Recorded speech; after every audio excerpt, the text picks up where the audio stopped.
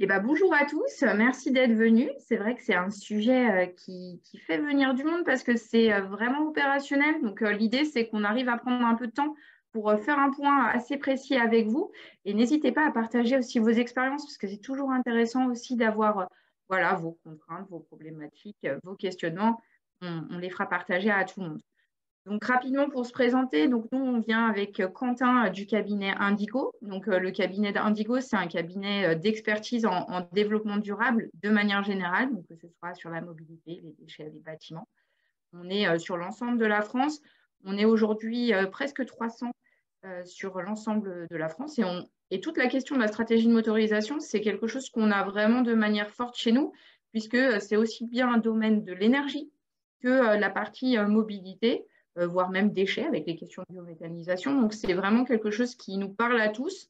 Et on travaille beaucoup, que ce soit pour des plans de mobilité employeurs auprès d'entreprises sur les sujets de flotte de véhicules, mais aussi auprès de collectivités, puisqu'on travaille notamment sur les questions de stratégie de motorisation bus, sur les bennes à ordures ménagères, ou évidemment de manière plus globale sur l'ensemble des véhicules. On pourra revenir aussi un peu sur ces questions dans nos expériences aussi. On va peut-être passer à la diapositive suivante. Vraiment gagner du temps sur les sujets.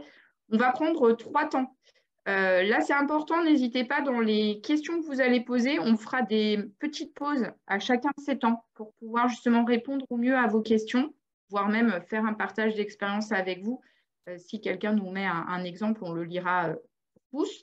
Mais l'idée, c'est déjà, on va faire un point réglementaire. Parce que c'est vrai qu'il y a quand même des vraies questions de est-ce que je dois changer ma flotte pour la rendre plus propre? Qu'est-ce qu'on entend par plus propre? C'est un vrai sujet. Et puis en même temps, on fera un point après sur le tour d'horizon des technologies, justement. Alors, il faut prendre du recul, c'est-à-dire qu'il y a des choses que nous on dit. Après, il y a des études, il y a des choses différentes. Nous, on va donner aussi notre ressenti. Donc, tout ce qu'on dit n'est pas forcément c'est juste, hein, mais c'est discutable. Tout est discutable en matière d'énergie et de motorisation. Donc, ça, c'est ça qui est intéressant, c'est que ça peut faire débat. Mais on essaye en tout cas de vous apporter un maximum de chiffres et d'éléments concrets.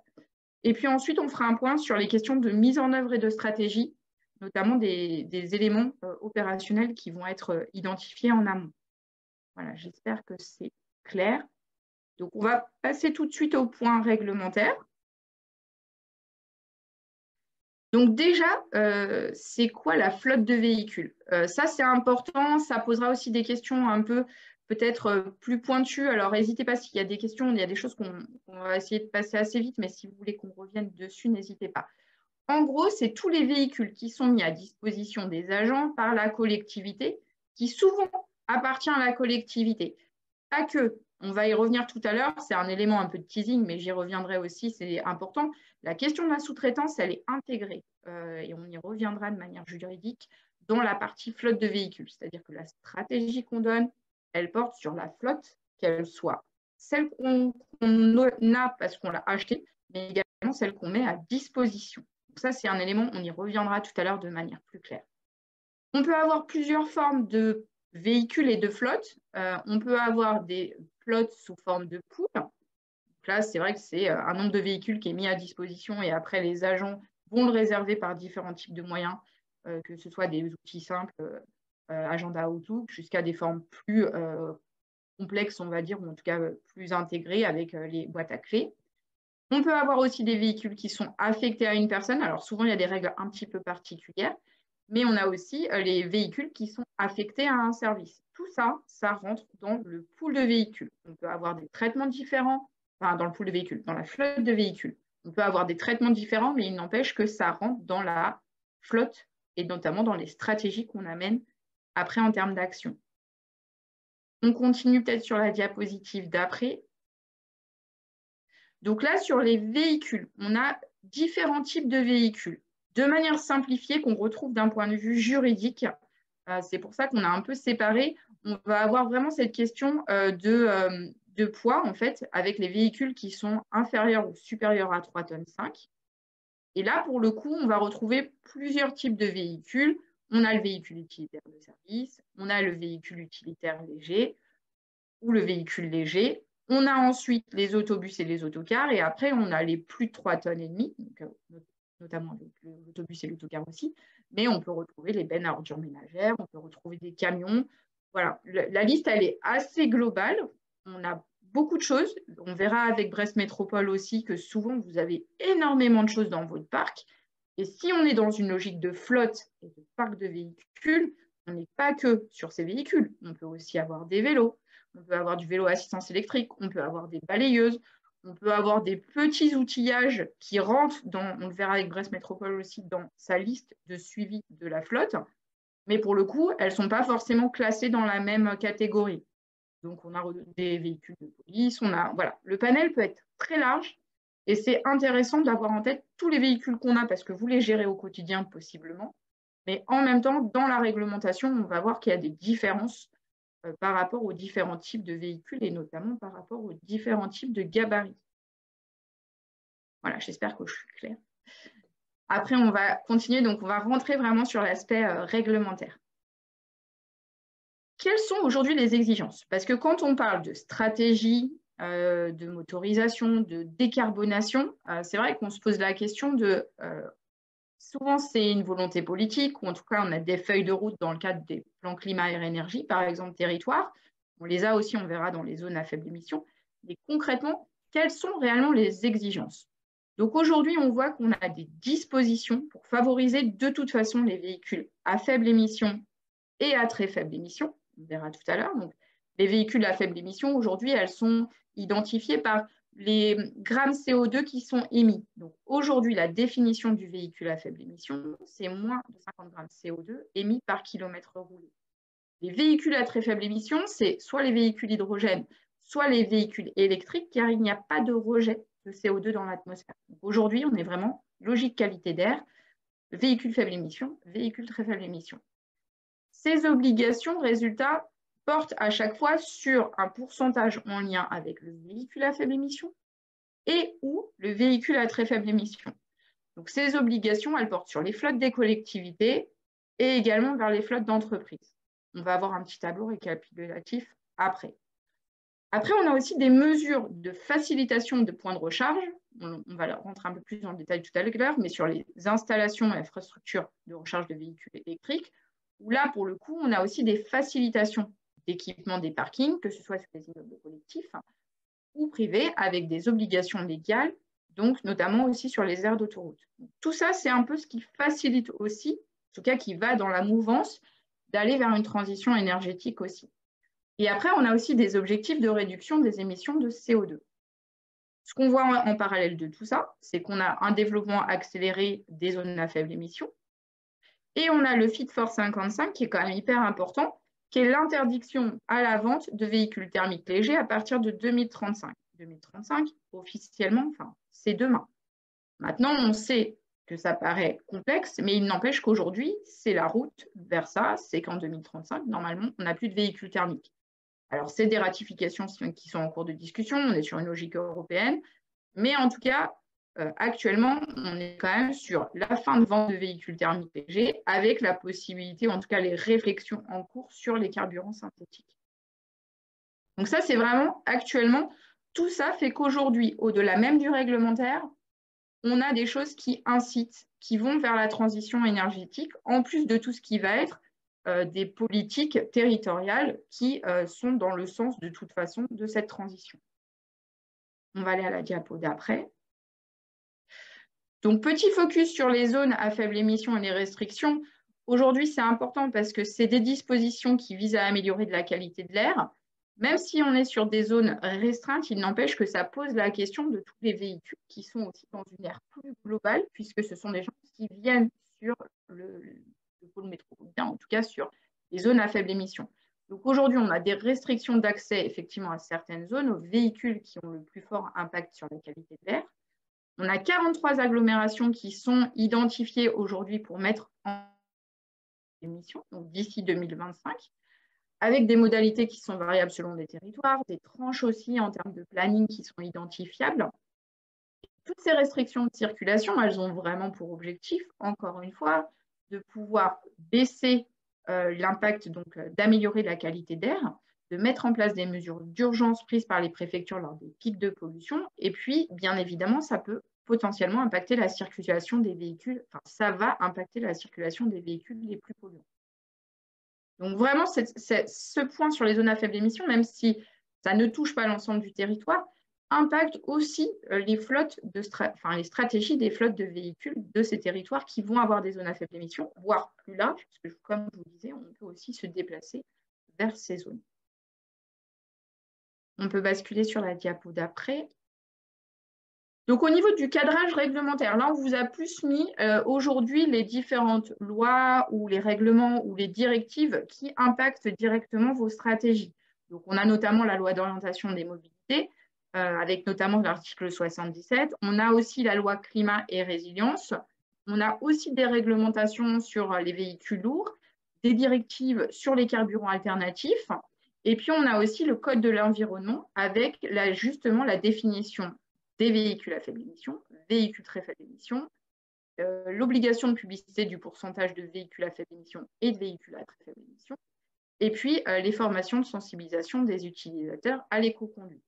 Tout ça, c'est vraiment le cadre où on va derrière avoir justement des réglementations, en cas des objectifs, des dispositions pour mettre en place des véhicules plus propres, entre guillemets, parce que ça fait débat. Donc, on va peut-être aller... Ouais. Ouais, sur ce sujet, on avait juste une question pour savoir si les véhicules au bio-GNC sont des VFE ou VTFE. Donc, ce n'est pas des véhicules à très faible émission. Ces véhicules à très faible émission, ça concerne l'électrique et l'hydrogène uniquement. Je pense que c'est des VFE en revanche. Après, on a des questions sur les critères aussi, parce que c'est vrai que des fois, on peut avoir en critères. Et effectivement, on vous remettra la réponse pour ne pas dire d'erreur. Mais on a effectivement en fonction aussi des types de biocarburants. Ils ne sont pas forcément dans la même catégorie entre, par exemple, le HVO, XTL et puis, par exemple, le B100, le biocarburant 100%. Donc, ça, on pourra aussi vous le préciser dans le compte rendu si vous le souhaitez. Donc, parce qu'effectivement, on a les critères et après, on a les véhicules à faible émission, très faible émission, qui se relient aussi aux différents critères.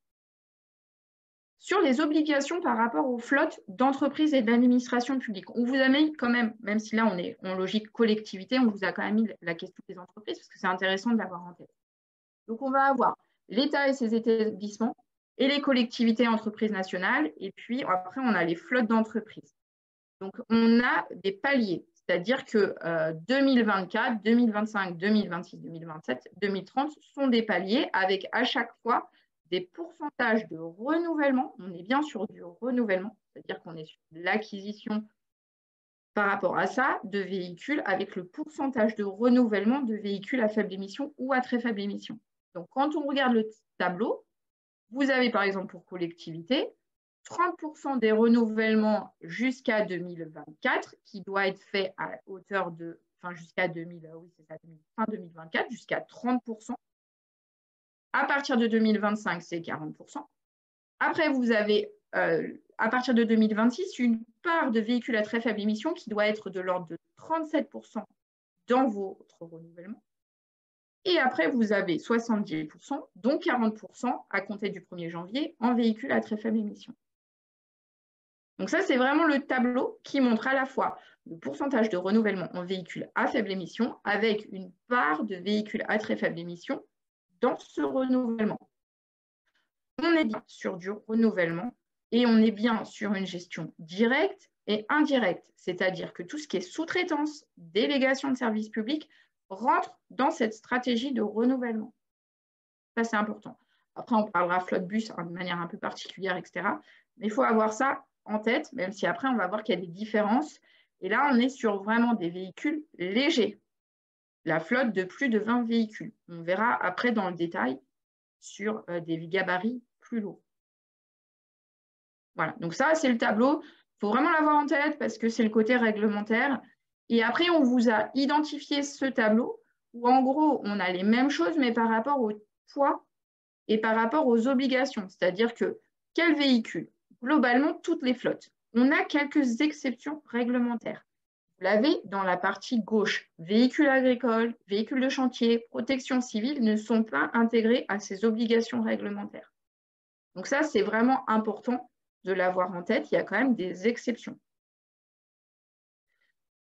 Et après, vous avez, en fonction du poids, des obligations. Donc, poids, et taille, puisque vous avez aussi la notion de 20 véhicules. Et après, vous avez les types de véhicules qui sont concernés par typologie de poids. Donc, on retrouve les services de collecte des ordures, le service de transport routier postal, les colis, etc. Donc ça, vous avez le détail dans cette diapositive-là. Si on va sur la diapositive d'après, donc ça, vous aurez droit au diaporama, hein, donc vous pourrez regarder de manière un peu. Donc, il y avait juste la question de savoir s'il y avait des obligations si on a moins de 20 véhicules. Donc, sur les véhicules légers, à ma connaissance, non. Non, là, Adrien pourra aussi compléter, il fait partie de notre équipe, mais non, les obligations, c'est vraiment un pack de plus de 20. Ok, et il y avait la question aussi de savoir si pour les transports de voyageurs. Ah oui, donc on verra ça plus tard peut-être. Là, alors là, on va rentrer sur les transports de voyageurs. Le transport de voyageurs, c'est un peu particulier. C'est pour ça que dans le tableau, on vous a mis des attentions. En fait, aujourd'hui, on a, comme on vous l'a dit, plusieurs types. On a le climat résilience, on a la loi d'orientation des mobilités, et après, on a différentes typologies de réglementation. En plus, est-ce qu'on est dans les zones à faible émission ou pas? Donc, c'est vrai que c'est un peu complexe à comprendre. Aujourd'hui, sur les nombres de places assises hors conducteur supérieurs à 8 places, donc en transport voyageur, on a deux notions. On a encore une fois le véhicule, l'autobus à très faible émission, qui fait partie du groupe. En plus, après, on a des notions de… On ne vous a pas mis tout le détail, mais après, on a aussi des typologies de véhicules avec M1, M2, etc. Mais en gros, on a un groupe 1, c'est véhicules électriques, hydrogène ou trolleybus. Donc ça, c'est vraiment le groupe 1. Et après, on a les groupes 1 bis, le groupe 2 et le groupe 3. Dedans, on va retrouver les hybrides, on va retrouver le gaz, on va retrouver le biocarburant. Donc tout ça, tous ces éléments-là, on va les retrouver à l'intérieur du groupe 1 bis, à groupe 2, à groupe 3. Le groupe 3, vous retrouvez l'Euro 6. Donc, en gros, carburant classique en Euro 6. Tous les autres, normes Euro 2, Euro 3, de toute façon, tout ça, c'est des vieux. On ne va quasiment plus les retrouver dans les parcs, mais on retrouve encore quand même du Euro 5. Donc là, quand on est sur l'Euro 6, on est dans le groupe 3. Quand on est une collectivité qui n'est pas à plus de 250 000 habitants, qui n'est pas concernée par un plan de protection de l'atmosphère, potentiellement aussi en zone à faible émission et que vous n'avez pas effectivement plus de 20 véhicules, vous n'avez pas d'obligation de très faible émission groupe 1. C'est-à-dire que si vous êtes une collectivité qui n'est pas une collectivité de plus de 250 000 avec un plan de protection de l'atmosphère, et ou en zone à faible émission, mais ça c'est un peu spécifique aussi, vous n'avez pas besoin d'aller sur ce groupe 1. Ce qui n'est pas le cas. Pour les autres collectivités, vous devez mettre du groupe 1 avec des pourcentages. Par contre, vous pouvez mettre du groupe 1 bis, 2 ou 3. Donc, ça veut dire que vous pouvez rester sur de l'Euro 6. Après, ce qu'il faut bien avoir en tête aussi, c'est qu'on a des stratégies territoriales aussi où la collectivité souhaite aller sur des motorisations plus propres parce qu'il y a des bilans carbone, parce qu'il y a des suivis. Donc là, dans ces cas-là, il y a une vraie volonté d'aller sur d'autres groupes que le groupe 3 en norme Euro 6. Mais d'un point de vue purement réglementaire, aujourd'hui, il n'y a pas d'obligation à aller obligatoirement sur des véhicules à très faible émission. Voilà, je ne sais pas si je suis claire, mais n'hésitez pas s'il y a des questions supplémentaires. Alors, il y avait une question sur le transport de voyageurs. Est-ce que ces obligations, c'est lors du renouvellement en cours de contrat ou est-ce que c'est également lors du lancement des marchés? En fait, c'est vraiment cette logique de renouvellement. C'est toujours une logique de renouvellement. C'est-à-dire, pareil, c'est de la question de la sous-traitance. Si vous demandez, dans le cadre d'un début de marché, d'avoir une part, en fait, il faut que votre stratégie soit logique. C'est-à-dire que si vous demandez l'acquisition par l'exploitant dans le cadre d'une délégation de service public de véhicules, il faut lui demander les mêmes règles que ce qui est demandé. C'est-à-dire que vous lui demandez un pourcentage de parc propre et vous lui demandez sa stratégie pour vous amener des véhicules qui permettent de respecter ça. Encore une fois, aujourd'hui, si vous n'êtes pas à plus de 250 000 habitants, vous n'avez pas forcément de grosses obligations, mais vous pouvez vous-même vous définir des règles. Et dans ces cas-là, dans le cadre du contrat, vous pouvez lui demander les mêmes règles. Après, attention aussi à la concurrence. Enfin, c'est des fois compliqué pour tous les exploitants aussi d'amener beaucoup de véhicules avec, par exemple, des véhicules hydrogène ou des véhicules électriques. Électrique, c'est plus simple. Hydrogène, c'est un peu plus lourd, notamment sur les temps d'acquisition des véhicules. Mais en tout cas, voilà, vous pouvez tout à fait lui demander dans le contrat et des exigences en matière de véhicules propres. de manière réglementaire, encore une fois, votre stratégie qui s'applique à votre flotte s'applique aux sous-traitances. Donc, c'est exactement la même chose sur les véhicules légers. Si dans les véhicules légers, vous avez une stratégie justement réglementaire qui respecte exactement ça, vous devez faire exactement la même chose dans vos contrats que vous passez, que ce soit par des marchés ou de la location, etc. Même si on est sur du renouvellement, on est d'accord. Sur la spécificité des transports de plus de 3,5 tonnes, pareil, on a des échéances. Donc là, on peut avoir, comme on l'a dit tout à l'heure, les collectes des ordures, les bennes à ordures ménagères, le transport. Donc là, on va avoir des pourcentages de nombre de véhicules pareils affectés par an, toujours en renouvellement, avec d'une part des faibles émissions et pour le coup les très faibles émissions. On n'est pas sur, pareil un peu que les autobus, on n'a pas aujourd'hui d'objectif de pourcentage. Par contre, c'est pareil, on peut avoir des collectivités qui souhaitent aller plus loin. Après, ça posera, on verra avec Brest Métropole aussi, ça pose après des questions de véhicules disponibles, à la fois sur le marché, et puis également qu'on puisse avoir dans les délais qu'on souhaite, puisqu'il y a deux niveaux, c'est est-ce qu'il existe et est-ce qu'il est disponible.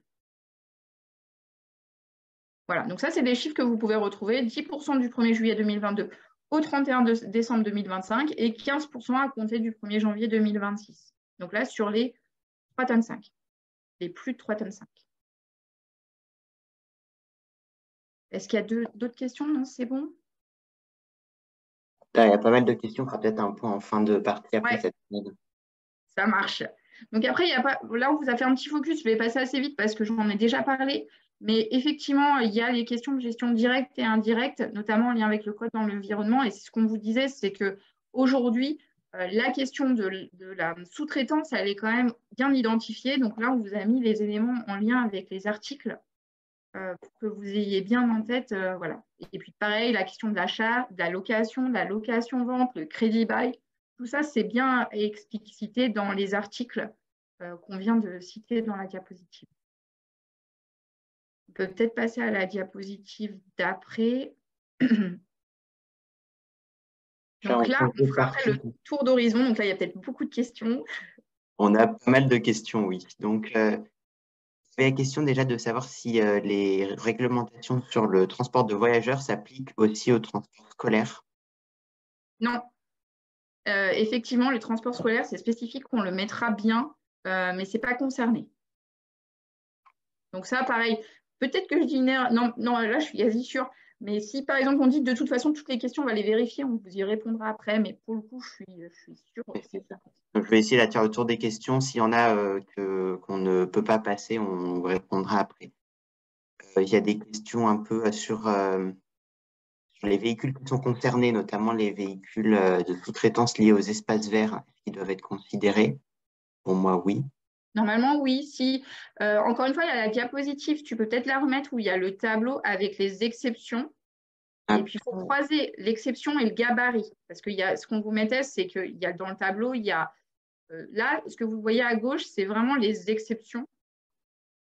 Et après, à droite, vous avez ceux qui sont concernés, mais on est bien d'accord que le premier tableau que vous avez vu, c'était sur les pourcentages de véhicules légers, et qu'après, il faut se référer aux diapositives qu'on vous a montrées après, sur les véhicules plus lourds, que ce soit bus autocar ou que ce soit les bennes à ordures ménagères. Donc, par rapport à la question, pour moi, c'est concerné puisqu'il ne fait pas partie de la catégorie exempte. Oui, et il y avait la question aussi sur la collecte des ordures. C'est pareil. Après, encore une fois, ça dépend des types de véhicules. Si vous êtes des petits véhicules de faible puissance, donc vraiment, il y a quand même des particularités. Alors, je n'ai plus exactement le détail, puis Brest Métropole pourra peut-être intervenir parce qu'ils ont aussi le cas. Il y a certains types de tout petits véhicules qui ne sont pas concernés, mais par contre, après, dans les stratégies, on verra tout à l'heure qu'on peut appliquer si le véhicule est disponible, parce qu'encore une fois, tous les véhicules ne sont pas disponibles en hydrogène, en électrique et autres, en gaz. Normalement, il y en a certains qui ne rentrent pas. Mais normalement, si vous regardez bien la salle de gauche, vous avez quasiment toutes les exceptions. Donc, on a d'autres questions, peut-être je ne sais pas si on attend de les passer maintenant ou si on passe à la partie suivante et on répondra en… Ouais, En Si direct tu pendant le temps de questions-réponses. Oui, on peut tout à fait. Ok, bah, du coup. Bon, c'est intéressant, il y a pas mal de questions. Donc, alors, sur les technologies, alors on continue parce qu'il nous reste plus, enfin, il nous reste du temps, mais si on veut quand même garder bien du temps d'échange, si tu peux passer la diapo d'après, s'il te plaît. Donc ça, c'est le panorama d'ensemble des solutions. Donc, on vous a séparé les véhicules hybrides, avec notamment la question des hybrides non rechargeables et les hybrides rechargeables. Les véhicules à faible émission, donc avec notamment les gaz naturels, les biocarburants. Alors, le biogaz aussi est inclus. Après, on peut avoir des fois des différences aussi avec évidemment le biogaz, puisque des fois, on a des pourcentages de biogaz obligatoires dans le gaz. C'est par exemple le cas aussi dans les autobus. Et puis après, on a les véhicules à très faible émission avec électricité et hydrogène. Donc là, ce tableau récapitulatif, on ne va peut-être pas tout vous détailler, mais ce qu'on voit bien, c'est que les origines, évidemment, ne sont pas les mêmes. On a des impacts carbone qui ne sont pas les mêmes. Et puis, on a des gammes de véhicules disponibles. Donc là, on a essayé de vous mettre un peu ce qu'il y a aujourd'hui, qui existe ou pas, qui est variable. C'est-à-dire que, notamment en benne à ordures ménagères, par exemple, on ne trouve pas notamment les gabarits de benne à ordures ménagères, notamment en charge utile, on ne va pas trouver tout à disposition. Donc ça, c'est important dans la stratégie, puisqu'on peut avoir une stratégie, mais elle n'est pas là. Les usages, pareil, adaptés, c'est-à-dire qu'on peut avoir vraiment, notamment des stratégies à avoir sur des longues distances. C'est par exemple le cas sur l'hydrogène, ça a un vrai intérêt, je pense par exemple dans le cas des véhicules qui font de la distance. Sinon, on est plutôt, par exemple, sur l'électricité. Mais tout dépend des stratégies d'usage qu'on peut avoir dans sa flotte et aussi par rapport à l'impact qu'on souhaite, que ce soit sur les CO2, sur la consommation d'énergie. Et puis derrière, bah, évidemment, il y a les notions aussi de coût. Donc ça, on vous a fait un petit tableau un peu synthétique. On va peut-être avancer, puis quitte à reprendre après des questions s'il y en a. Là, c'est pareil, on vous a mis ce schéma. Des fois, on n'a pas forcément toutes les informations. Ce n'est pas évident d'avoir… déjà, on a une évolution des coûts et des pourcentages aussi de consommation qui sont difficiles à trouver, qui sont variables et qui ont beaucoup évolué aussi ces derniers temps. Mais on a essayé de vous mettre à peu près le bilan carbone sur l'ensemble de vie par rapport au diesel, donc vraiment par rapport au diesel, et en vous reprenant justement les biocarburants, les impacts que ça peut avoir, le GNV, hydrogène électrique. Ce que je vous disais en introduction tout à l'heure, c'est où il faut prendre des pincettes, c'est que, en fait, il y a tellement… déjà, c'est plutôt neuf, c'est-à-dire quand on parle du gaz, on a un retour d'expérience.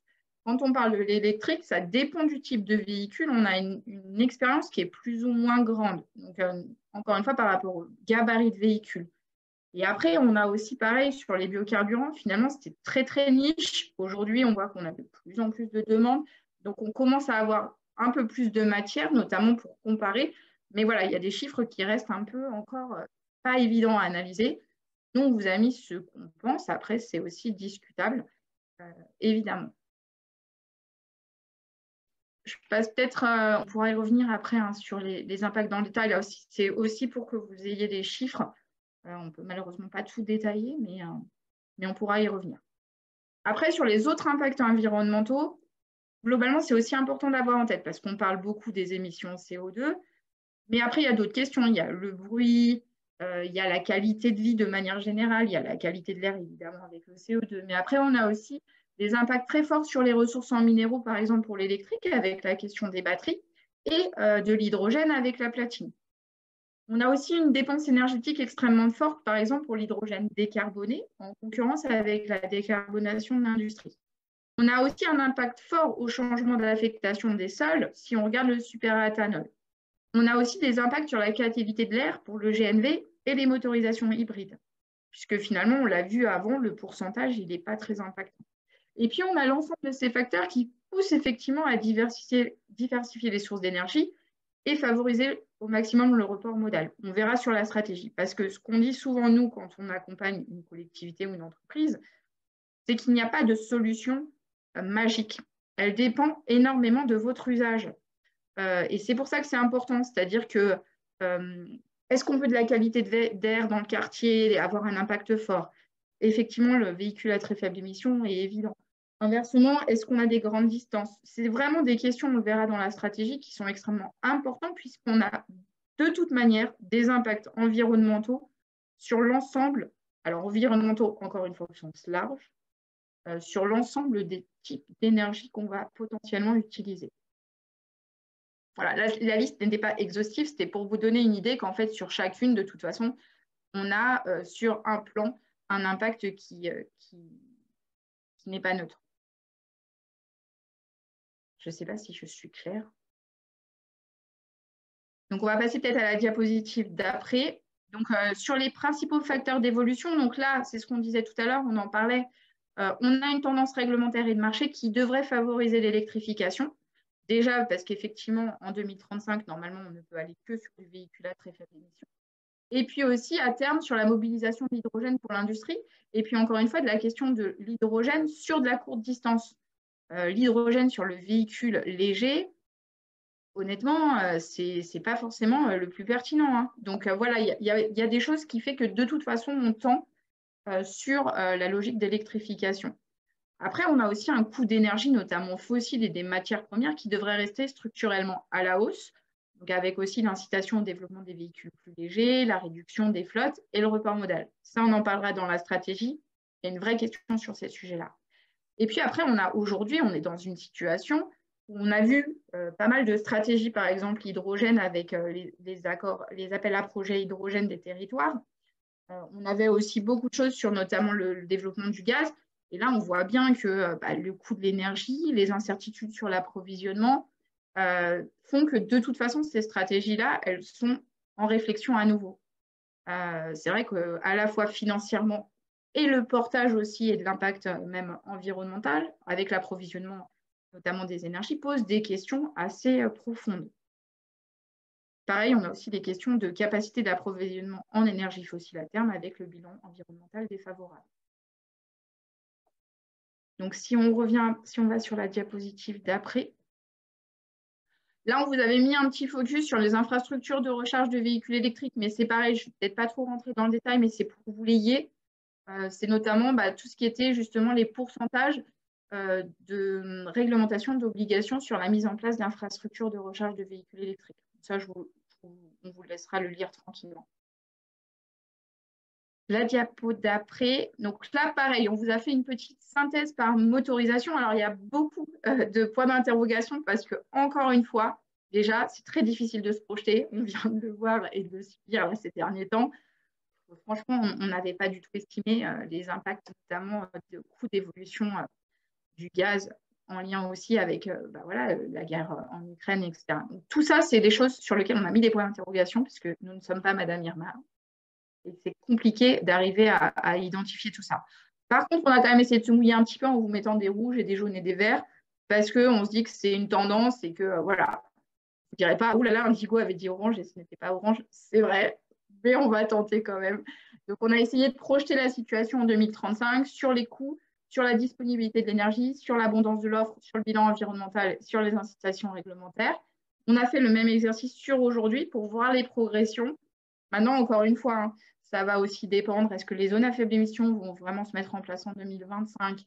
Est-ce que justement la réglementation en 2035 va être telle qu'elle? Est-ce que le biocarburant va vraiment entrer ou pas dans la possibilité de 2035? Tout ça, c'est encore un peu en suspens pour tous. Voilà, mais bon, on a quand même essayé de faire l'exercice. Voilà, c'est discutable, c'est ce que je vous disais tout à l'heure. On va peut-être passer sur la diapositive d'après. Encore une fois, s'il y a des questions ou même des échanges, hein, on pourra. Alors, on va changer de partie. Juste, il y avait une question sur cette partie. Donc, il reste toujours en suspens pas mal de questions sur la partie réglementaire. On y reviendra plutôt après. Sur cette partie, la question de ce que c'était le report modal. Donc, ce qu'on peut dire, c'est que c'est en fait changer de mode de transport. Donc, en l'occurrence, pour ce qui nous intéresse, passer de mode essentiellement la voiture vers soit des modes actifs, vélo, marche, etc., des transports en commun, etc. Donc, c'est un des leviers identifiés par l'ADEME pour décarboner les transports, en plus des leviers, on y revient juste après, en fait, d'ailleurs, sur le report modal, mais en plus des leviers donc technologiques, des leviers de remplissage des véhicules, etc. On va y revenir dans 2 minutes. Il y avait juste ça comme question là sur… Sur cette partie, oui. Donc après, il y a pas mal de questions sur lesquelles on viendra en réglementaire. Alors, les questions de l'euro, ça fait tout. Alors, sur la stratégie, ça, c'est vrai que c'est important. C'est vraiment la question, effectivement, du report modal qui est nécessaire. C'est-à-dire que là, si on reprend aussi les perspectives et les études de transition 2050 de l'ADEME, qui est hyper intéressant d'ailleurs, c'est vraiment de se dire, aujourd'hui, on a un objectif fort qui est la réduction de l'impact carbone. La part modale, la mobilité pèse de manière très forte sur aujourd'hui notre bilan carbone. Donc, pour diminuer de toute façon l'impact carbone, il faut travailler sur la mobilité. Travailler sur la mobilité, ça passe par plusieurs sujets. C'est effectivement potentiellement par sa décarbonation via l'acquisition de véhicules à faible émission et très faible émission. Ça, et puis, ça passe aussi par soit diminuer effectivement le nombre de déplacements qu'on peut avoir et aussi le report modal qu'on peut avoir. Aujourd'hui, un agent potentiellement se déplace professionnellement. Déjà, la question, c'est est-ce qu'il doit se déplacer toujours autant? Est-ce que potentiellement, il n'y a pas des réunions qu'il peut faire en visio? Est-ce que le déplacement est forcément nécessaire? Alors, vous me direz, sur les espaces verts, c'est compliqué de faire une visio. Je suis d'accord, ce n'est pas facile de faire une visio pour aller faire des espaces verts. Mais voilà, il y a vraiment après une question de se dire comment je peux potentiellement quand même aller sur soit moins de déplacements, soit un report modal. Est-ce que tous mes agents doivent potentiellement aller sur tel site en voiture ou est-ce que je ne peux pas utiliser le train? Est-ce que je ne peux pas utiliser aussi la marche à pied dans certains cas? Ça passe souvent par des plans de mobilité aussi employeurs. Par exemple, la collectivité doit mettre en place des actions. Ça peut aussi passer par ça. Et après, il y a aussi la question du meilleur taux de remplissage, de la maîtrise de la demande, de la meilleure efficacité énergétique. Donc, on voit de toute façon dans l'étude transition ADEME qu'il y a plusieurs leviers qui sont vraiment dans cette logique de toute façon de baisse de l'impact carbone. Donc, les différentes hypothèses sur lesquelles l'ADEME s'appuie, c'est effectivement la baisse de la demande énergétique des transports, le fait que de toute façon, la mobilité des voyageurs, elle sera assurée essentiellement par l'électrique. Et puis après, la mobilité des marchandises et des solutions électriques et biogaz avec une part minoritaire d'hydrogène. Et ensuite, on a la mobilité, donc de toute façon assurée aussi par du kérosène. Donc ça, c'est vraiment le travail de l'étude transition 2050 de l'ADEME. Si on voit la diapositive d'après, on voyait vraiment, encore une fois, ces leviers. On a les leviers technologiques. Donc ça, encore une fois, on en a parlé. Et après, on a les leviers de comment on gère le taux de remplissage, comment on gère le report modal, comment on gère la demande de transport. Ça, c'est ce que je viens de vous dire juste avant. Si on continue sur la diapositive suivante, quand on revient à la question de la flotte, donc là, on le verra avec Brest Métropole aussi, mais c'est intéressant parce qu'il y a plusieurs leviers à avoir. C'est, OK, je dois changer de véhicule, de type de véhicule. En tout cas, je dois changer. Alors, je dois changer sur mes carburations. Mais potentiellement, je peux aussi changer mon gabarit, je peux changer mon organisation. Est-ce que je dois avoir autant de véhicules? Est-ce que je n'ai pas intérêt à passer sur plus de poules plutôt qu'un véhicule affecté ou même affecté à un service? Donc, tout ça, c'est des vraies réflexions qui sont extrêmement importantes dans la vie d'une collectivité. Il y a potentiellement des usages qui ne nécessitent pas de véhicule. Il y en a d'autres où c'est indispensable. Comment on peut faire? Donc ça, je vous dis peut-être des choses qui sont hyper évidentes pour vous, mais c'est extrêmement important d'associer la réflexion de la carbonation, la décarbonation, à la réflexion de son usage et de sa flotte et son dimensionnement. Pareil, il y a aussi des questions. C'est comment j'avitaille mes véhicules? Est-ce que si par exemple on va sur le gaz, on peut avoir des stratégies gaz, mais le problème c'est que si on n'a pas de station d'avitaillement, comment on fait? Est-ce que si par exemple je veux développer l'électrique, je mets en place mes propres infrastructures? Ou si je vais utiliser une infrastructure, comment je fais ne serait-ce que pour payer avec des cartes bleues? Tout ça, c'est des sujets qui sont extrêmement importants et sur lesquels la chance qu'il peut y avoir, c'est que ce soit une collectivité ou une entreprise, on est aujourd'hui aussi sur une réflexion assez forte de positionnement de stations d'avitaillement, qu'elles soient multi-énergie ou mono-énergie. Donc ça, c'est vraiment des sujets extrêmement importants. On va le revoir avec Brest Métropole aussi. Je vais sur la diapositive peut-être d'après. Sur la stratégie, comment la choisir? Ce que je vous disais tout à l'heure, c'est que même si on a véhicule à faible émission, véhicules à très faible émission, encore une fois en fonction des puissances et des poids. Il n'empêche qu'aujourd'hui, il n'y a pas de stratégie idéale. Donc la stratégie, elle dépend vraiment de sa flotte. Aujourd'hui, elle est comment votre flotte? Est-ce que vous faites la maintenance? Il y a des grosses collectivités, effectivement, aujourd'hui, elles gèrent totalement la maintenance, voire elles sous-traitent une partie de la maintenance, surtout quand on a plusieurs types d'énergie.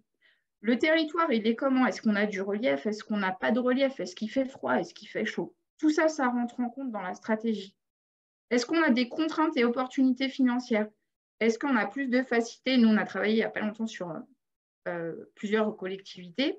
En fait, c'était intéressant parce qu'il y en a certaines, elles peuvent investir plus facilement que d'autres. Il y en a qui préfèrent louer, il y en a qui préfèrent. Donc ça, c'est extrêmement important de l'avoir en tête dans la stratégie qu'on met en place. Pareil sur les filières, les territoires ne sont pas les mêmes. Il y en a qui se développent en hydrogène, qui mettent en place des stations multi-énergie. Il y en a d'autres qui ne le font pas. Donc ça, c'est important, encore une fois, de corréler à la filière et l'environnement. La maturité de la filière, c'est, on en parlait tout à l'heure, en fonction du type de véhicule. Encore une fois, on va, je pense, voir un bon exemple avec Brest Métropole après. Et puis, une stratégie, voilà, elle se construit aussi évidemment financièrement avec les contraintes. Donc, comme le dit aussi l'ADEME, c'est important. L'ADEME propose un outil d'aide à la décision pour le transport de marchandises, ainsi qu'une démarche d'accompagnement. Donc, c'est important de vraiment, encore une fois, ne pas forcément aller à l'opportunité, mais bien se poser sur sa stratégie. C'est souvent un long chemin, mais c'est important. Diapositive d'après, s'il te plaît. Donc, sur les enjeux techniques, on en a parlé. Sur les véhicules légers, la motorisation électrique, c'est la moins impactante sur l'environnement. Après, ça pose la question effectivement des batteries. De nouveaux paramètres sont effectivement à prendre en compte. Encore une fois, l'autonomie, la taille des véhicules, la mutualisation et la maximisation de l'usage. Ça, c'est vraiment intéressant aussi. La prise en compte des ressources locales, toute la question de la biométhanisation, de la méthanisation des déchets, que ce soit vers l'hydrogène ou vers le biogaz, c'est des choses qui sont extrêmement intéressantes, comme la production d'électrique forte aussi. Mais encore une fois, voilà, on n'a pas de toute façon de solution aujourd'hui totalement miracle. C'est la diapositive suivante. Là, on vous a mis quelques impacts financiers. Encore une fois, ce qui est intéressant dans la prise en compte de la flotte, c'est l'acquisition. Mais après, derrière, et ça, c'est extrêmement important, on va y revenir encore une fois après, peut-être avec l'exemple, mais la question de la maintenance, la question de la production d'énergie, tout ça, c'est des éléments qui sont effectivement extrêmement importants à prendre en compte. Alors, on a eu des très grosses évolutions des coûts. Donc, ça a un peu tout perturbé, mais voilà, c'est des fois important de se dire sur où on va. Est-ce qu'on est sur des coûts d'exploitation ou est-ce qu'on est sur des coûts d'investissement, notamment dans la stratégie de choix. Voilà, je vous laisse peut-être la diapo d'après. Là, on vous a mis pareil, la même diapositive sur l'impact financier des véhicules utilitaires légers, notamment avec aussi la comparaison en fonction Parce qu'encore une fois, je me redis, mais c'est important, le type de véhicule est extrêmement important sur la stratégie. On peut aller sur de l'électrique, par exemple, sur du petit véhicule, en fonction si on va sur du véhicule utilitaire léger ou sur du poids encore plus lourd. On ne va pas forcément avoir les mêmes stratégies. Notamment, on voit sur les questions de durée de vie du gaz, moins onéreux que le thermique et l'hybride, par exemple, dans le cas des véhicules utilitaires légers. Je passe quand même un peu vite parce que ça, je pense qu'il faut bien se poser. Vous pourrez regarder, puis on aura peut-être un petit point à la fin. Là, on a mis une diapositive aussi sur les impacts sur l'immobilier, la maintenance et le personnel, parce que c'est aussi des choses importantes à prendre en compte. C'est quand on met en place une stratégie, il y a de la formation à faire. On peut avoir encore une fois une stratégie de maintenance qui est soit internalisée, mais ça veut dire qu'on forme son personnel, soit potentiellement on va sous-traiter. On peut aussi mutualiser, hein, ça c'est intéressant, on voit de plus en plus de collectivités qui se disent, bon, bah voilà, moi je vais travailler avec l'hôpital, ou je vais aller travailler avec des bailleurs. Enfin, ça c'est des réflexions qui peuvent être aussi intéressantes dans le cadre de la mutualisation, potentiellement aussi de la maintenance. Et puis, voilà, j'ai l'impression de me redire un peu, donc je reviendrai peut-être dessus s'il y a des questions. Mais ça, c'était un peu pour vous dire aussi l'importance de tout prendre en compte. Son parking, est-ce que je peux mettre un véhicule électrique parce que je dois mettre ma borne? Enfin, voilà, toutes ces questions-là qui sont un peu opérationnelles. On pourra y revenir s'il y a des questions. Le mix énergétique, c'est aussi des solutions qui sont intéressantes. On va en parler avec Brest Métropole, mais juste attention des fois, c'est qu'on peut avoir un mix, mais il faut derrière le gérer. Avoir trop de motorisation, ça peut être très compliqué. Comment on gère justement la maintenance d'un véhicule gaz avec la maintenance d'un véhicule électrique, et en plus, on peut avoir aussi des installations et des dépôts qui sont plus lourds. Avoir une infrastructure de recharge sur un dépôt bus, un dépôt de benne à ordures ménagères, voilà, ça prend de la place. C'est pas neutre quand on prend. Ici, on l'a pas mis là, mais il y a aussi tout ce qui va être les réglementations de sécurité. On a des obligations de sécurité en fonction des installations de recharge. Donc ça, c'est important aussi à avoir en tête. Et puis encore une fois, la mutualisation des véhicules de pool avec potentiellement les modes actifs, les véhicules légers. Ça, j'ai l'impression qu'on se redit un peu, mais c'est important d'avoir encore une fois cette idée que le mix énergétique, c'est bien. Attention juste, 2 énergies, c'est bien. 3 énergies, c'est déjà un peu plus compliqué à gérer. Diapositive d'après, s'il te plaît. Alors là, on va passer au retour d'expérience. Donc avant, on a quelques questions sur cette partie. C'est des questions globalement assez pointues, donc je ne pense pas qu'on aura de réponses sans se plonger dans l'étude du cas en particulier. Mais donc des questions, par exemple, sur comment on peut remplacer des gros fourgons qui doivent se déplacer un peu à une échelle européenne et qui sont actuellement en diesel sur une ZFE où il y aura plus droit au diesel. Donc voilà, je suppose que ça dépend pas mal de l'usage qui est fait des véhicules. Il faut une étude un peu plus... Après, on va avoir Brest Métropole qui va un peu nous parler aussi, je pense. Alors, ils n'ont peut-être pas trop de déplacements vers l'Europe, mais ça va être intéressant aussi. Hein, on pourra y revenir un peu. C'est ça, mais c'est des questions qui n'ont pas une réponse forcément super simple. Quand on est sur des cas un peu compliqués, il faut se déplacer loin, il faut transporter les charges lourdes, ça va vraiment dépendre des cas. Donc voilà, donc après, on a d'autres questions aussi. Et après, encore une fois, c'est important d'avoir une stratégie, c'est important de décarboner parce que c'est évidemment un enjeu extrêmement fort. Après, encore une fois, il y a certains où on n'a pas forcément de solution nette et on n'a pas non plus d'obligation forcément à 100%. Donc, il faut aussi jouer sur ce curseur-là de manière intelligente, je ne sais pas si c'est le long terme, mais il faut bien identifier les impacts qu'on peut avoir, le choix qu'on va faire. Et effectivement, il y a des fois, on ne pourra pas, déjà parce qu'on ne trouvera pas le véhicule. Après, les solutions biocarburants sont par exemple aussi des solutions un peu de transition. Donc, voilà, tout ça, c'est vraiment à prendre en compte. Ça fait partie des choix qu'on peut faire. C'est pour ça qu'il y a aussi des seuils. Hein. Ce n'est pas 100% de la flotte demain tout de suite comme ça. C'est aussi sur les renouvellements parce qu'il faut du temps pour bien mettre en place ces actions. Voilà, On va peut-être passer à Brest Métropole, puis après on reviendra peut-être sur les questions, Quentin. Comme ça, il y a peut-être des choses qu'on va. Oui, c'est vrai, on va peut-être... Alors, Laurent, c'est à vous. Je vous laisse peut-être vous présenter, nous dire un peu qui vous êtes et quelle flotte vous avez, justement. Oui, alors bonjour, bonjour tout le monde. Donc, Laurent Bouvet, responsable du service véhicule engin pour Brest Métropole. Donc, nous sommes un service de 50 personnes. Donc, on s'occupe de l'entretien des véhicules en interne et de l'achat des véhicules. Donc, au niveau du service, donc sur les 50 personnes, on a une grosse partie des agents qui sont répartis entre 4 ateliers. Un atelier véhicule léger, un atelier poids lourd, un atelier carrosserie chaudronnerie et un atelier motoculture. Donc, tout à l'heure, on parlait des différentes catégories de véhicules. Donc, nous, on a des agents formés pour pouvoir réparer sur différents types de matériel. Oui, pardon. Allez-y. Alors, au niveau de notre parc, donc on a à peu près 1000 véhicules roulants, donc divers et variés, 250 véhicules légers, donc type VP citadine, 350 véhicules utilitaires, 90 poids lourds, 85 à peu près engins techniques, et après 2300 petits moteurs matériels espace vert.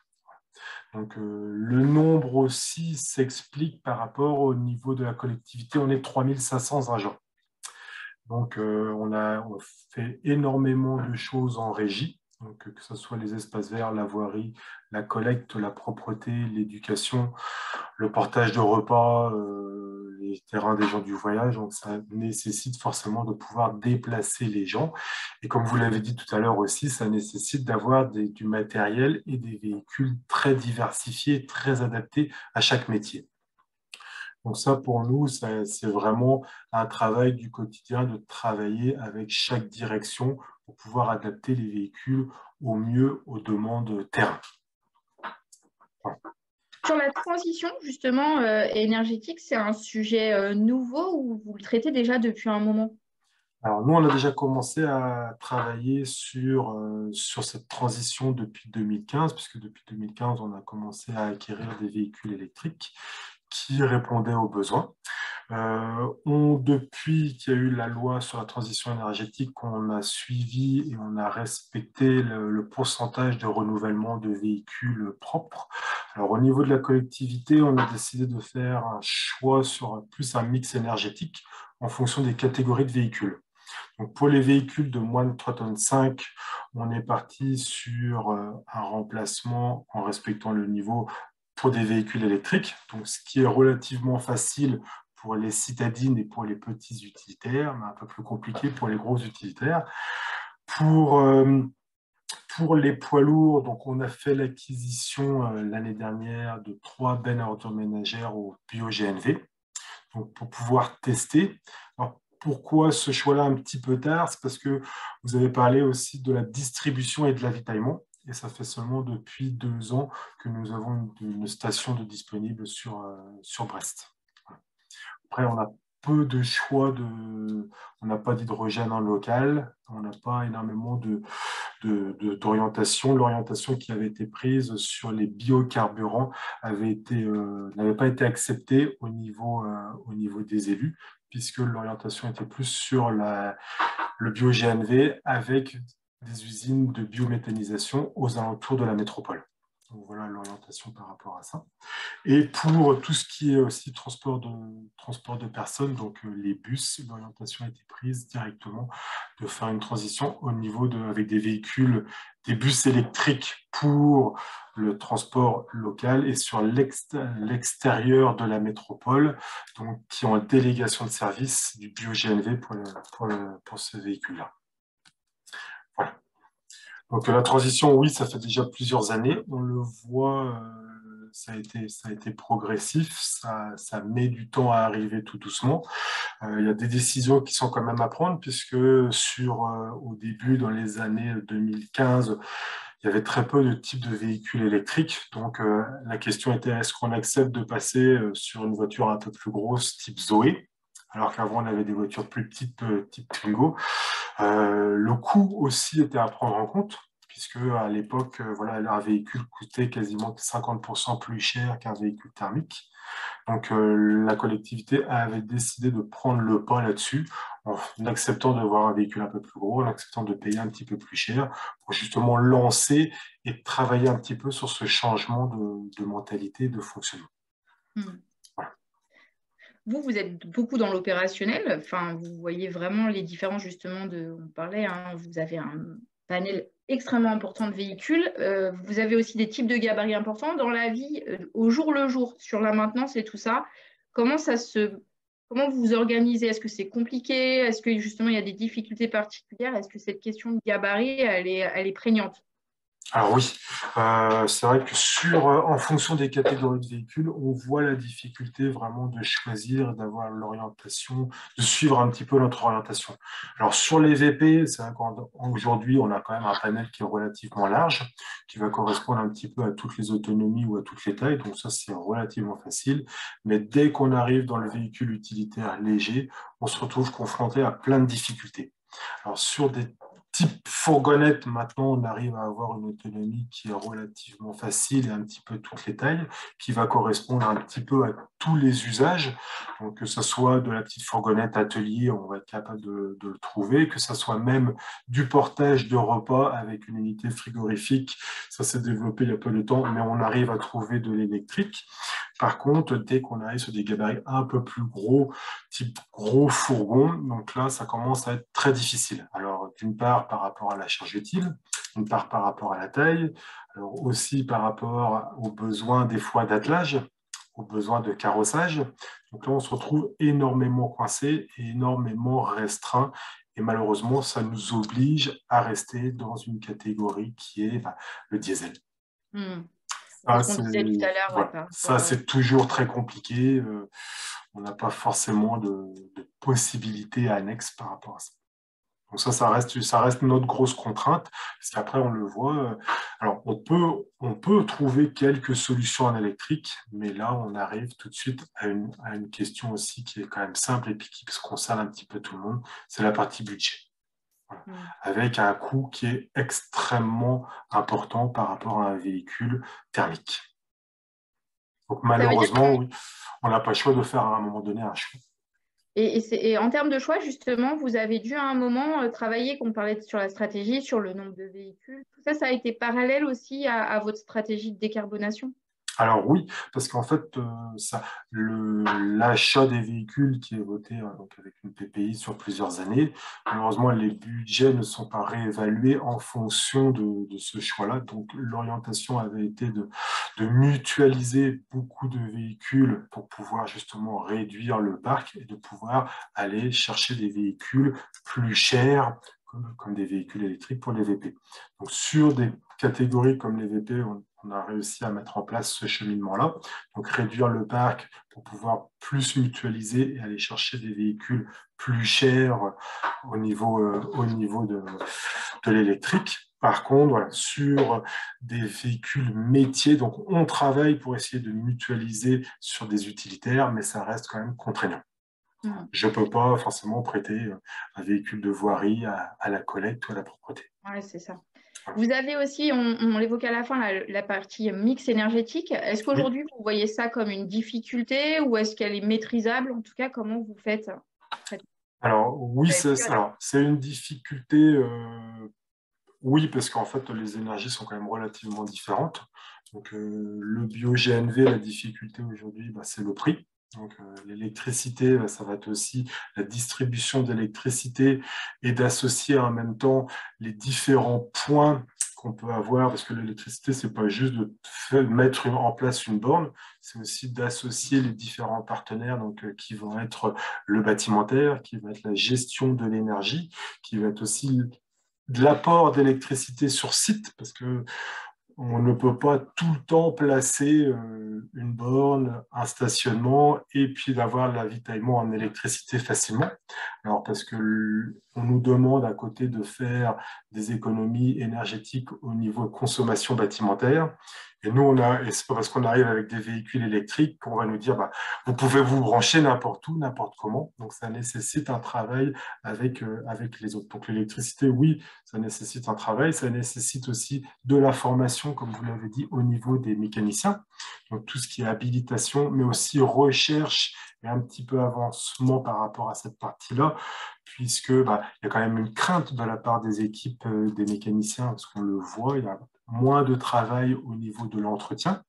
Par contre, il y a des réflexions aussi qui sont un peu plus à travailler sur les réparations, la durée de vie des batteries, l'état de santé des batteries, comment est-ce que je vais gérer sur le long terme ma batterie, est-ce que je dois la vérifier, la scanner, est-ce que je charge correctement mes véhicules?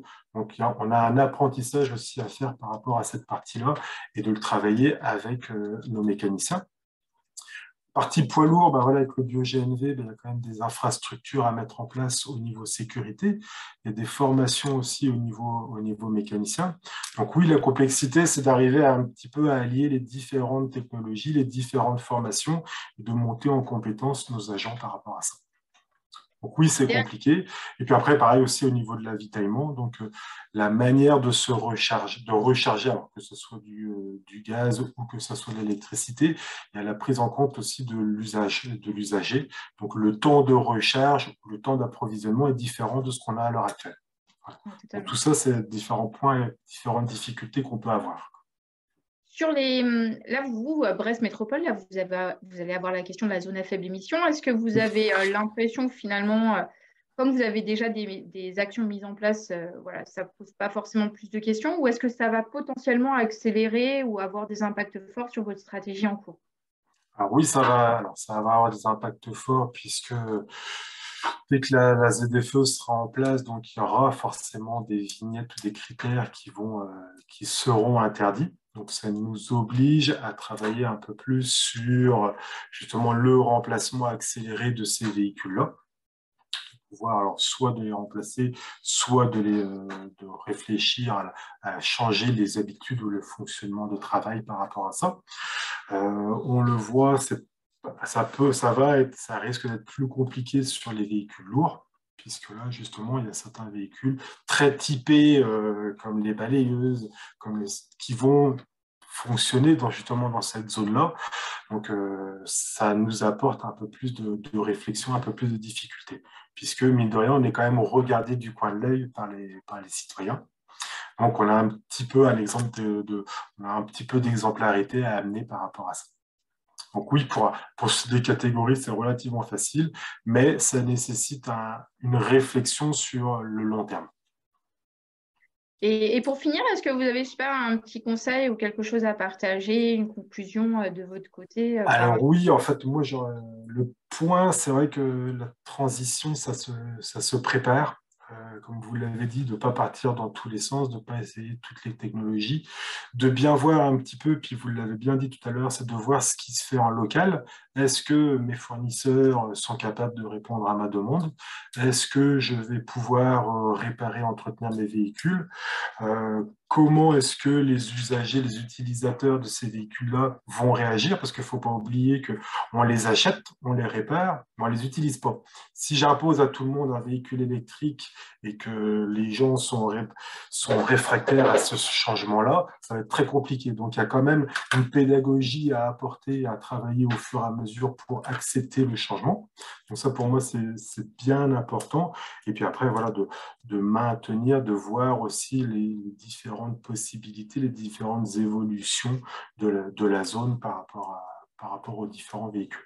Et après, d'accompagner aussi les mécaniciens, comme on peut avoir chez nous. Merci beaucoup pour ce retour hyper complet. Puis c'est vrai que c'est intéressant d'avoir un vrai retour opérationnel. On va peut-être aller à nouveau aux questions. Je ne sais pas si... alors, il y a des questions que j'ai remarquées qui sont assez effectivement techniques et très sur un sujet particulier. Donc, ça va peut-être être compliqué d'y répondre, mais on va essayer de toute façon d'y répondre a posteriori. On a une question avant qui s'inscrit un peu en retour d'expérience, c'est de savoir si vous avez un marché d'installation et de maintenance des bornes de recharge. Alors, oui, alors au niveau alors sur le marché d'installation, alors nous on a de la chance de pouvoir faire les installations au niveau, alors ça on reste au niveau bâtimentaire, donc on a un marché électricité. Donc par rapport à ça, on travaille avec notre fournisseur pour l'installation.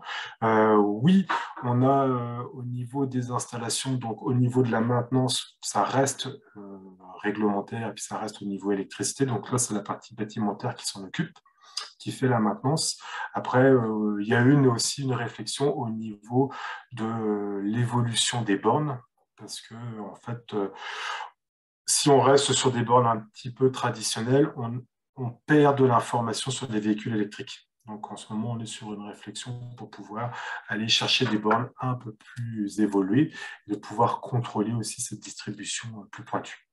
Parce que tout à l'heure, on n'en a pas parlé, mais c'est vrai que dans l'utilisation et dans les véhicules, il ne faut pas oublier qu'il y a la distribution d'électricité, mais il faut voir aussi l'usage. Et ça, vous l'avez bien dit, l'usage, c'est vrai que si j'ai un véhicule qui a 200 km d'autonomie, est-ce que j'ai besoin de lui attitrer une place avec une borne tout le temps, en sachant que je vais peut-être recharger qu'une ou deux fois par semaine.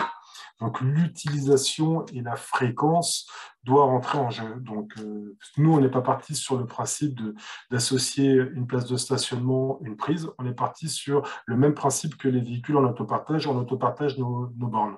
Donc les bornes, elles sont accessibles à tous. Et je n'individualise pas ou je ne signalise pas une place pour un véhicule ou une utilisation. Donc, par contre, ça me coince un petit peu sur la consommation générale. Alors, on a fait le choix au début puisque d'avoir un comptage dédié pour les bornes, pour savoir la consommation qu'on pouvait avoir, mais on voit en fait avec le temps qu'on perd des données comme on pouvait avoir avec le carburant. Donc le kilométrage, la personne qui fait le plein, le volume. Donc ça, on va aller le rechercher avec des bornes plus intelligentes. Et après, il y a l'association aussi au niveau bâtimentaire qui nous contraint aussi, puisque est-ce que j'ai un intérêt à recharger en pleine puissance dans la journée, alors que mon véhicule reste stationné le soir et je pourrais le recharger pendant les heures creuses. Voilà. Donc il y a tout un travail la puissance de charge, elle est forte. Ouais. Oui. C'est hyper intéressant ce que vous dites parce que ce qu'on voit aussi, c'est le travail que c'est de collecte de données, de suivi d'indicateurs, de stratégie qui est quand même assez complexe, surtout qu'on parle de plusieurs services différents, pilotés par différentes personnes. Donc, c'est quand même assez Ah, donc c'est vrai que c'est multisite. Donc, en fait, on se rend compte qu'on ne peut pas perdre les données qu'on avait avant. C'est vrai qu'on a notre propre station de carburant, donc on est capable de collecter toutes ces données-là. Et c'est vrai qu'avec l'électrique, on le voit tout doucement qu'on perd un petit peu on perd certaines données. Surtout que les véhicules, on les voit un petit peu moins souvent puisqu'ils tombent un petit peu moins en panne. Donc, cette information-là, elle est importante. Puis après, si on veut être capable d'aller chercher des TCO qui soient bien précis, il faut qu'on récupère toutes ces données-là. Est-ce qu'il y a une question, Quentin, qu'on peut traiter? Sinon, on fera des réponses, encore une fois, en décalé, hein, si c'est hyper précis. Je regarde ça, il y a pas mal de questions assez précises. Il y a des questions sur comment on peut garantir un peu l'origine du bio-GNV et notamment comment on évite d'avoir du GNV qui n'est pas d'origine bio-GNV, comment on le garantit. Alors, Brest Métropole pourra peut-être aussi compléter, mais on achète des certificats. Donc, pour le coup, c'est un pourcentage de certificats qu'on achète dans le biogaz. Après, il faut faire confiance, il n'y a pas de raison. Mais effectivement, on peut acheter du certificat biogaz à hauteur de 30%, 50%, etc. Mais on achète vraiment du certificat qui est national, potentiellement. Alors, je ne sais plus si on peut, normalement, on peut choisir national, hein, je crois. Mais en tout cas, voilà, on achète du certificat. Alors oui, voilà, pour nous, ça, donc on a marché avec une société, la société qui distribue le bio-GNV chez nous, donc qui nous garantit, voilà, avec un pourcentage par rapport aux apports qu'ils peuvent avoir à côté, ils sont capables de nous dire exactement la part de bio dans le GNV exactement. Mais on ne sera jamais du 100% bio, à moins d'aller directement à l'usine de méthanisation. Oui, parce qu'en fait, on achète effectivement un pourcentage de réinjection dans le gaz global. Et voilà. effectivement, la provenance, on ne peut pas la garantir, mais on sait normalement le pourcentage effectivement de biogaz dans le gaz qu'on achète. Voilà, exactement. Il y a beaucoup de questions, on va peut-être conclure dans pas longtemps et nous, on prendra du temps sur les réponses aux questions, ce sera peut-être plus évident. Oui, je pense qu'on a pas mal de questions assez pointues, donc on risque de ne pas être précis ou de ne pas avoir les éléments maintenant. On ne dise pas de bêtises non plus, parce que c'est un sujet qui est quand même assez complexe. Hein, donc voilà, on ne dise pas non plus d'erreurs. Et merci beaucoup à Brest Métropole, à la PCC bien sûr, et puis à vous tous pour toutes les questions, c'était très riche. Donc merci encore. Merci pour tout. Merci, au revoir. Au revoir. Merci beaucoup, au revoir.